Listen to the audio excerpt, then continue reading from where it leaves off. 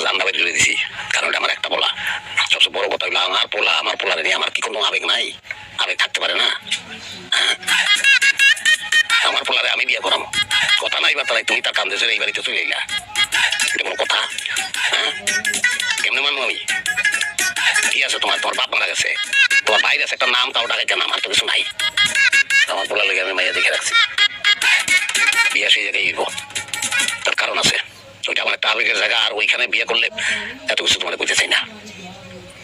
তোমারে আমাদের সংসারে আমরা জায়গা দিতে পারবো না, তুমি আজকের মধ্যে চলে যাবে, আমি কথাটা ঠান্ডা মাথায় কইতেছি। আমরা তালাক নামা পাঠাই দেবো, সহজভাবে জিনিসটা বুঝাই কইলাম। এতে যদি তুমি না যাও তাহলে আমি কঠিন হবো, আমি কিন্তু কার দিলে তখন বাইক করে দিতে পারতাম না। দেন আমি কিন্তু আপনার পোলার ঘাড়ে চড়ে এমনি এমনি আসি নাই, কলমা কবুল পড়া তারপরে এবারে বউ হয়ে আসছি। আর যেহেতু বউ হয়ে আসছি, সেহেতু আমি তো যাওয়ার জন্য আসি নাই।